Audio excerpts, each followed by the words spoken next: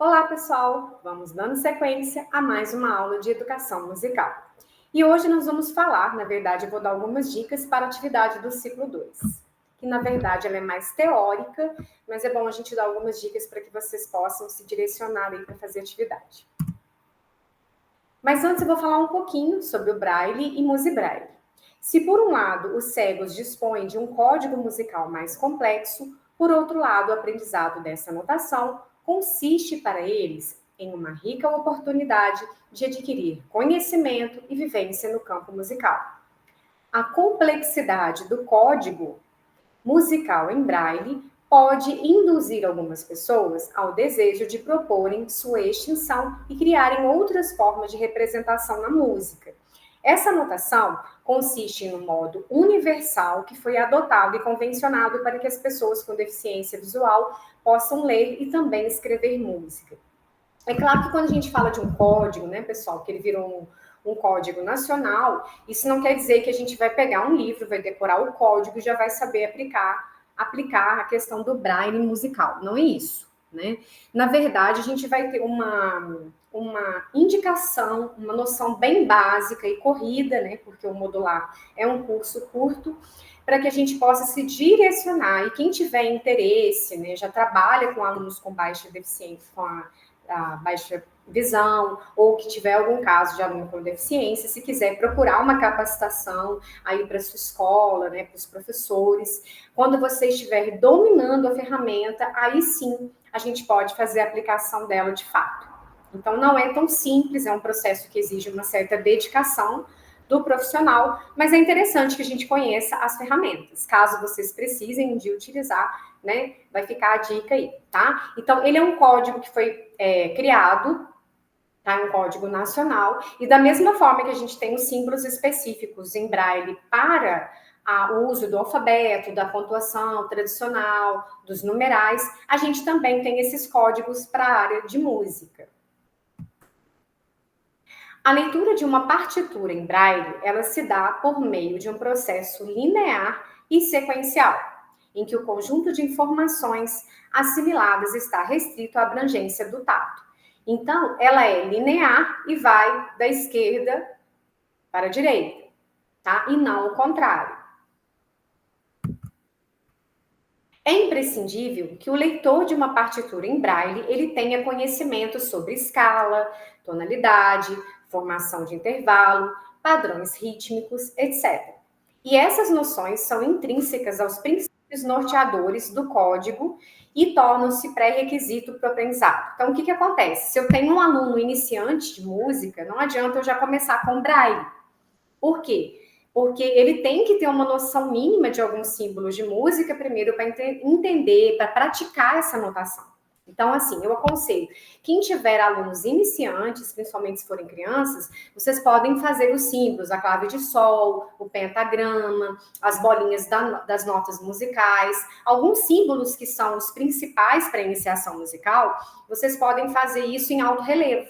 Então, usar tinta em alto relevo, vocês podem usar barbantes, né, e colocar isso de uma forma que a pessoa possa passar a mão, que ela possa ter esse conhecimento tátil, ou outras criatividades aí para que vocês elaborem esse material. Aí só assim, depois que o aluno tiver uma noção bem básica, ele vai conseguir depois fazer essa leitura do Braille, tá? Não consegue. Boa noite, Sinara, tudo bem? Professora, muito bom estar aqui com a senhora, viu? Eu que agradeço. Quer fazer alguma pergunta? Não, veio falar um oi. Não, só mesmo um oi por enquanto. Obrigada. Eu que agradeço. Então, dando sequência aqui, tá? Só para ficar claro, se você quiser um dia aplicar ou tiver necessidade de usar o Braille, eu aconselho que você faça esse curso, que você treine primeiro, que você possa fazer vários exercícios, né, para você ter esse domínio para depois começar a praticar. E se for iniciante, principalmente na prática do infantil ou educação né, de menores aí, né, do ensino fundamental 1, eu aconselho que vocês façam esses materiais em alto relevo, que vocês usem e abusem da criatividade para esses símbolos de música, para depois, posteriormente, quando o aluno já estiver um pouquinho mais adiantado, ele pode sim fazer uso dessa ferramenta. Então, a música, ela tem um efeito, né, que constitui um dos campos que os cegos puderam ter um acesso mais pleno, após o advento da leitura e a escrita em braille. Foi o próprio criador do sistema que concebeu a base da notação, graças ao fato de que ele mesmo atuava como músico. Então, é claro que ficou mais fácil para criar a ferramenta de apoio. E após a criação da notação, foram realizadas ao longo do tempo as convenções que resultaram nos acordos entre diferentes países no sentido de unificar a musicografia braille, adequando o código, claro, ao contexto da pluralidade de representações musicais existentes. Então, assim como a música, a partitura, né, os símbolos musicais, tudo na música é uma linguagem universal, o braille também não é diferente. Para a música, ele é uma linguagem, sim, universal. Tá? Então, vocês já devem ter visto aí em outras disciplinas, né? Quem não teve oportunidade, mas quem já viu, vamos só recordar. Ele vai da esquerda para a direita, a numeração, e de cima para baixo. Então, 1, 2, 3, 4, 5, 6. Sempre nessa ordem. E da esquerda para a direita, senão a gente acaba fazendo a leitura de forma incorreta. As letras em braille, elas são formadas a partir da combinação de 6 pontos que compõem o que é chamado de cela braille, e ela também é padronizada, né? Com ela a gente faz a leitura de símbolos, da leitura da linguagem, né, do português, a gente faz os numerais, a gente faz os símbolos de música. Então, ela é formada por 2 colunas e 3 linhas de pontos. E a localização é dada de cima para baixo, 1, 2, 3, e da esquerda para a direita, 4, 5, 6. Então, na hora de fazer o ciclo 2, fica atento, porque senão vocês vão colocar a resposta errada. Se a pessoa fizer a leitura assim, 1, 2, 3, 4, 5, 6, vai errar tudo. É 1, 2, 3, 4, 5, 6. Nessa ordem, de esquerda para direita, tá? Isso que eu peço que vocês atentem. Então, aí tem um exemplo, né? A letra C, por exemplo, ela é formada pelos pontos 1 e 4. A gente vai ver que, assim como as letras, os símbolos musicais, eles têm vários pontos. Então, às vezes, um único símbolo, como o ritornelo, por exemplo, ou a clave de sol, ele vai ser representado por vários pontos diferentes. Então, a gente faz isso em forma de numeração. Por exemplo, 1, 4, se fosse 1, 3, aí estaria colorido a bolinha 1 e a bolinha 3. 1, 3, 4. Tracinho, a gente sempre coloca tracinho. Então, para cada número, né, às vezes, um único símbolo ele tem uma representação de vários números e é um pouquinho mais complexo, não é igual para a gente, assim, a clave de sol é só o desenho da clave de sol, é um pouquinho diferente. Então, novamente aí, só para vocês decorarem, né, não se esqueçam da ordem, ou vocês olhem, lógico, no manual, aí no nosso guia, porque para fazer o exercício de forma correta. Então, vamos lá. Aqui está o alfabeto tradicional, que todo mundo já deve ter visto em algum curso, às vezes aqui mesmo na faculdade, né? Tem a disciplina, que está sendo uma disciplina comum agora. A gente tem aí o alfabeto. E da mesma forma que a gente tem o alfabeto, a gente tem alguns símbolos específicos de música. Então, se vocês observarem aí, por exemplo, a letra N, se a gente fosse falar em termos de número, qual seria? 1, 3, 4, 5. É a letra N. Por quê? A gente está contando de cima para baixo, da esquerda para a direita. Vocês também podem confeccionar ou adaptar o alfabeto braille. Às vezes a pessoa fala assim, mas eu queria tanto, né, junto com os alunos, eu não sei de cor e quero aos poucos, né, pegar um símbolo musical, por exemplo, por mês e decorar com os alunos, fazer eles fazerem essa confecção do alfabeto braille, mas fica caro. Não, a gente pode hoje, tem um recurso de comprar na internet para ficar mais fácil quem não tem tempo, mas a gente pode também abusar da criatividade e construir com materiais que a gente tem em casa. Então, nesse exemplo aqui, a gente está usando apenas caixa de ovos, né? Claro que elas apenas com meia dúzia por conta da célula, né? E a gente também está fazendo aí com desodorante, aquelas bolinhas de desodorante Rolon. É claro que a gente não faria com ovo por questão, né, de higiene, para não quebrar e tudo.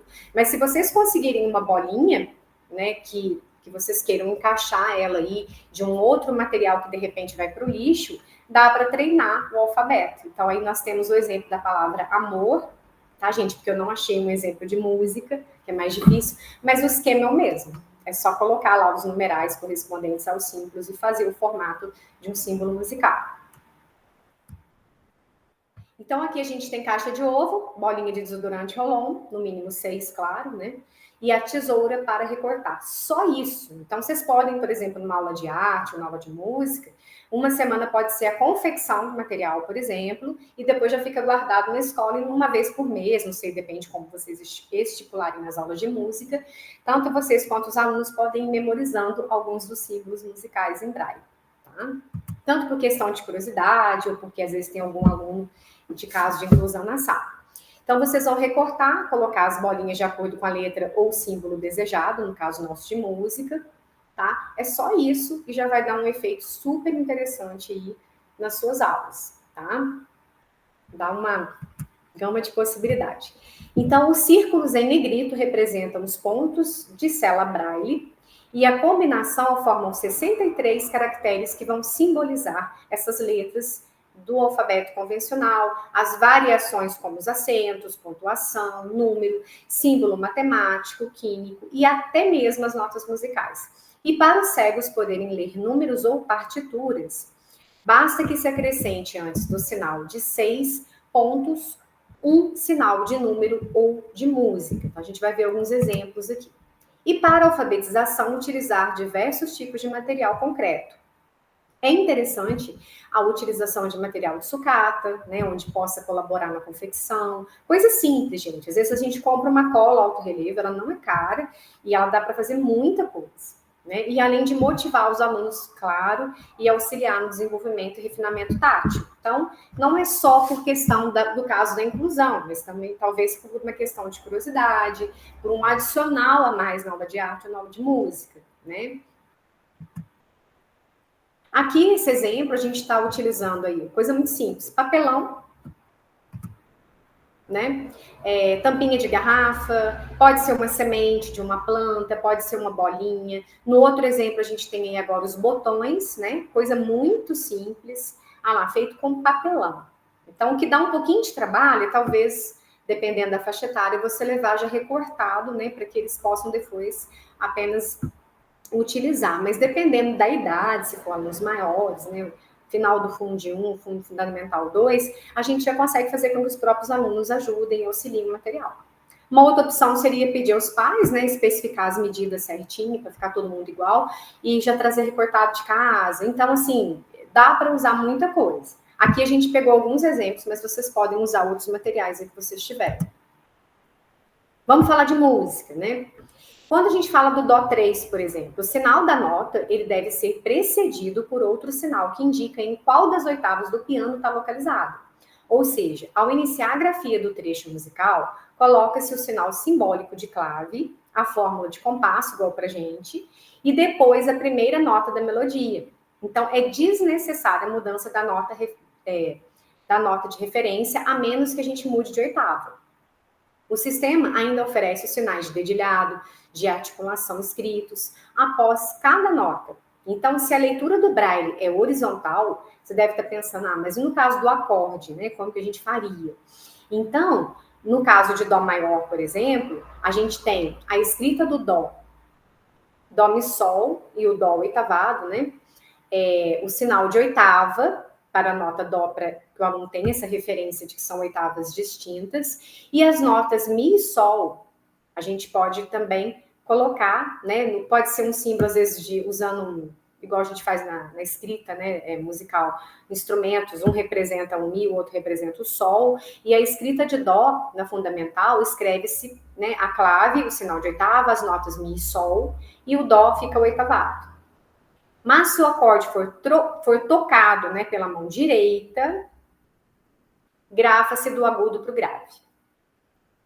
Tá? Então, tem algumas especificações que são estipuladas, né, para música. Aí você fala, mas por que colocou? Foi quem compôs, né, fez todo um estudo, eles fizeram dessa forma. Tá? Aí, no caso da percussão, que é um pouco mais complexo, né, se houver necessidade, para muitos instrumentos, para fazer a grade, é necessário uma legenda, onde cada instrumento vai representar uma determinada nota. Então, por exemplo, como eu disse anteriormente, né, a zabumba pode ser o sol, o mi pode ser representado pelo triângulo, para ficar mais fácil a leitura do aluno, e assim sucessivamente, dependendo da formação de acorde. Né? Então, a gente vai tentando ajudar aí na leitura. Para o estudante de leitura em braille, o sinal de ritornelo, ele não é tão simples, porque ele não tem, assim, o exato campo visual que nós temos, de onde começa e de onde termina o trecho. Então, na verdade, é preciso identificar o tamanho, a quantidade de compassos existentes entre o início e o final da repetição. Então, a partitura em braille, ela vai vir lá, mas na hora de auxiliar o aluno nos estudos, a gente tem que colocar isso, porque senão ele não vai saber. E também na questão da memorização auditiva. Então, se você meio que decorou, tocou várias vezes para ele lá no piano e ele identificou aonde é o ritornelo, também está valendo, tá? Mas caso seja um trecho maior e você queira que ele identifique, você tem que falar assim quantos compassos são entre o início e o final, para que ele possa saber exatamente, ele não tem essa noção especial que nós temos.